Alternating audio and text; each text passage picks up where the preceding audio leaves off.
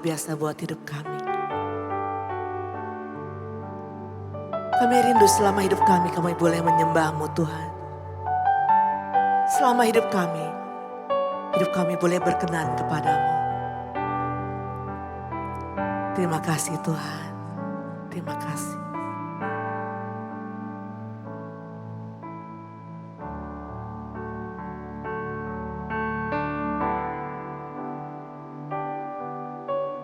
Ku tak dapat lupakan kebaikan yang ku terima, pengorbanan-Mu yang mulia, jadikan ku berharga. Kau tulus menerima aku apa adanya. Kekuatan kasih-Mu nyata memulihkan hidupku.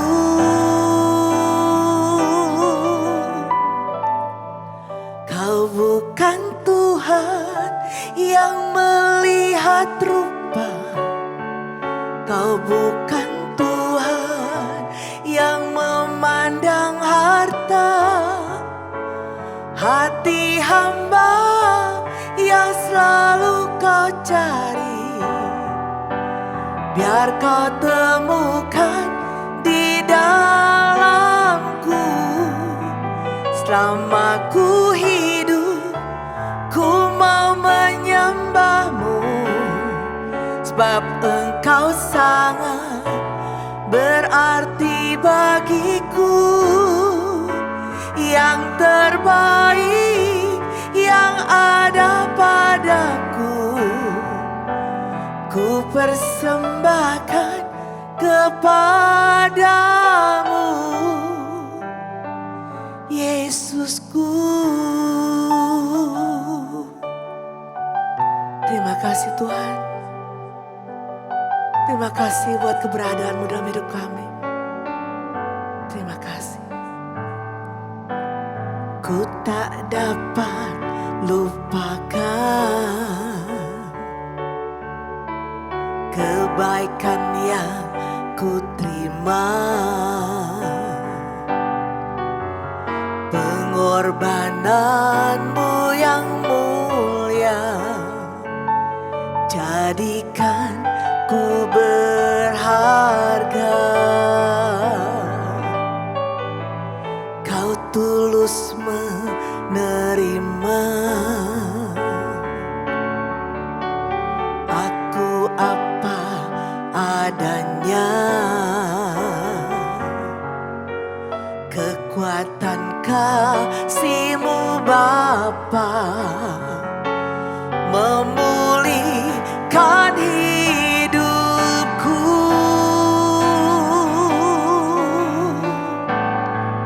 Kau bukan Tuhan yang melihat rupa, Kau bukan Tuhan yang memandang harta.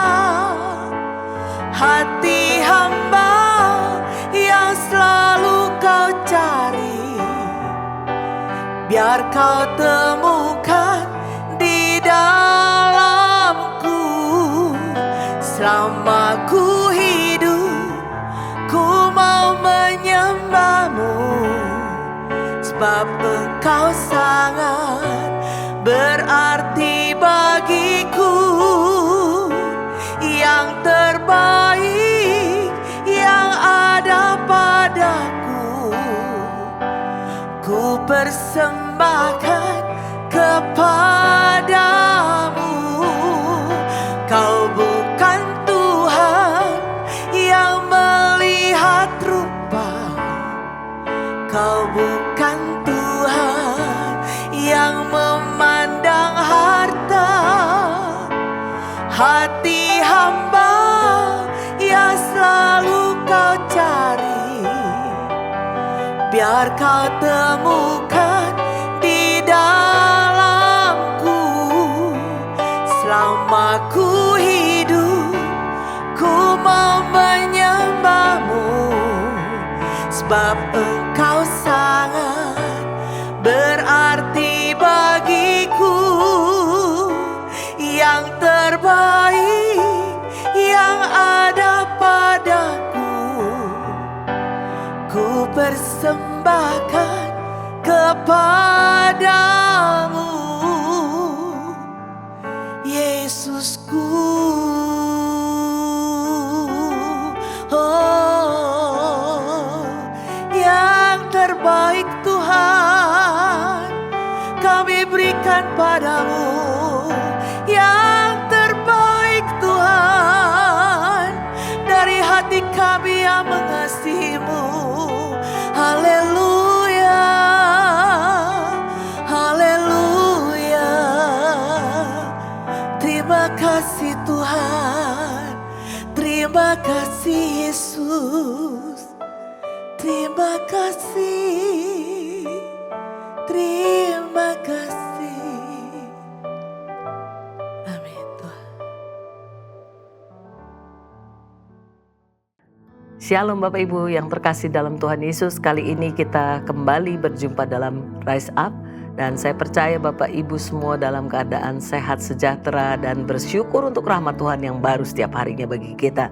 Mari kita sama-sama menyimak pembacaan dari Kejadian 10, dan kali ini renungannya diambil dari ayat 9, Kejadian 10 ayat 9. Ia seorang pemburu yang gagah perkasa di hadapan Tuhan, sebab itu dikatakan orang seperti Nimrod, seorang pemburu yang gagah perkasa di hadapan Tuhan.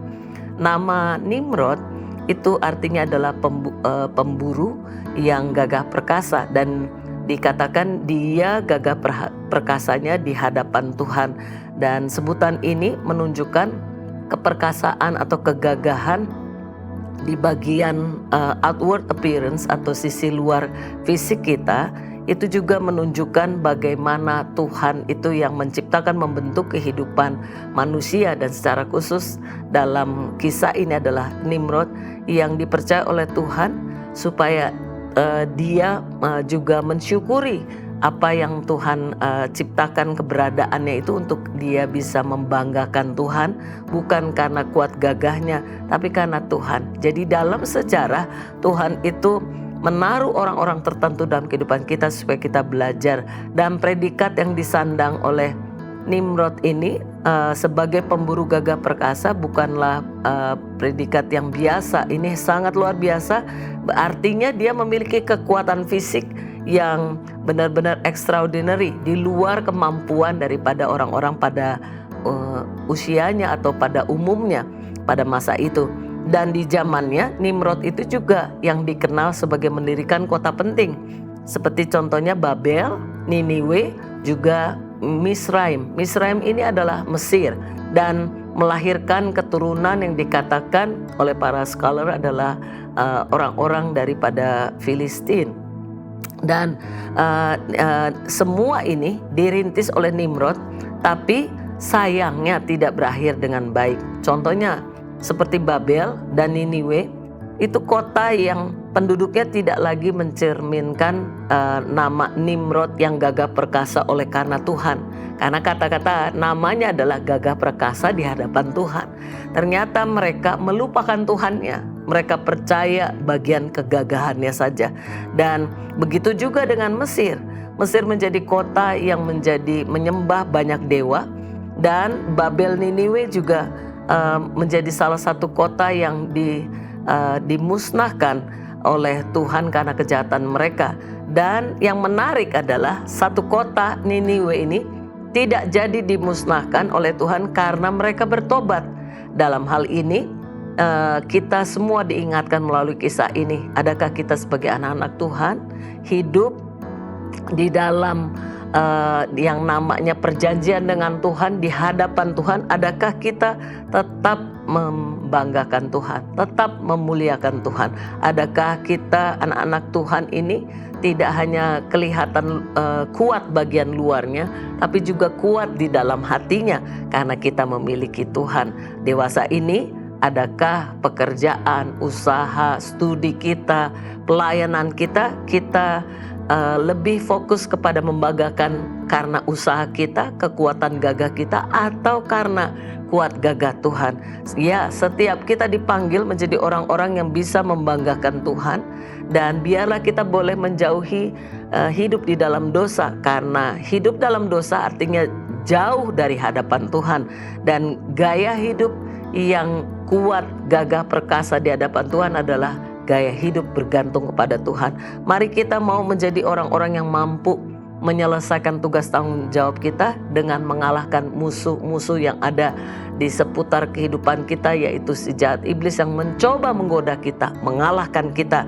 Tapi kita mau senantiasa hidup di dalam pertobatan, supaya setiap kita boleh tidak dimusnahkan seperti kota Niniwe, dan orang-orang yang ada di dalam kota itu tidak jadi dimusnahkan karena mereka bertobat, mereka kembali kepada Tuhan. Mari kita berbalik kepada Tuhan dan sungguh-sungguh pada Tuhan supaya hidup kita menyenangkan Dia. Mari kita berdoa. Kami mengucap syukur dan berterima kasih untuk kasih sayang Tuhan. Kami mau minta dipimpin, dijaga supaya hidup kami selaras dengan tuntunan Tuhan, dan kami boleh hidup di dalam kehidupan kami di dalam pertobatan setiap harinya dan memuliakan Tuhan. Dalam nama Tuhan Yesus kami berdoa. Amin.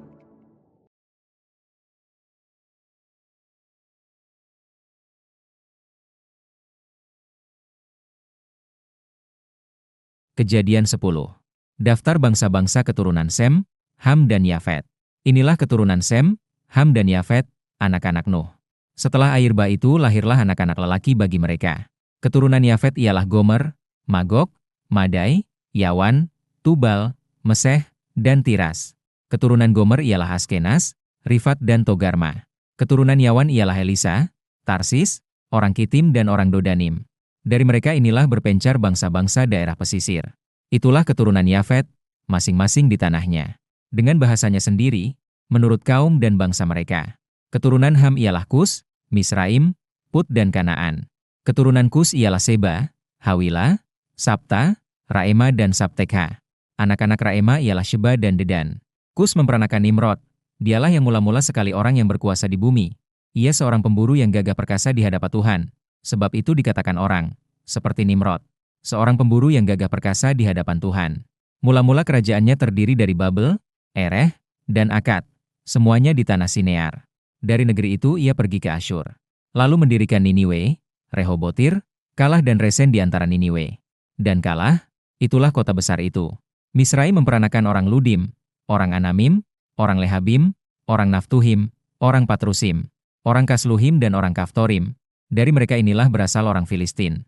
Kanaan memperanakan Sidon, anak sulungnya, dan Het, serta orang Yebusi, orang Amori dan orang Girgasi, orang Hewi, orang Arki, orang Sini, orang Arwadi, orang Semari dan orang Hamati. Kemudian berseraklah kaum-kaum orang Kanaan itu. Daerah orang Kanaan adalah dari Sidon ke arah Gerar sampai ke Gaza, ke arah Sodom, Gomora, Adma dan Zeboim sampai ke Lasa. Itulah keturunan Ham menurut kaum mereka, menurut bahasa mereka, menurut tanah mereka, menurut bangsa mereka. Lahirlah juga anak-anak bagi Sem, bapa semua anak Eber serta abang Yafet. Keturunan Sem ialah Elam, Asyur, Arphaksad, Lut dan Aram. Keturunan Aram ialah Us, Hul, Geter dan Mas. Arphaksad memperanakan Selah, dan Selah memperanakan Eber. Bagi Eber lahir dua anak laki-laki. Nama yang seorang ialah Pelek, sebab dalam zamannya bumi terbagi, dan nama adiknya ialah Yoktan. Yoktan memperanakan Almodad, Selef, Hazarmawet dan Yerah, Hadoram, Uzal dan Dikla, Obal, Abimael dan Sheba, Ofir, Hawila dan Yobab. Itulah semuanya keturunan Yoktan.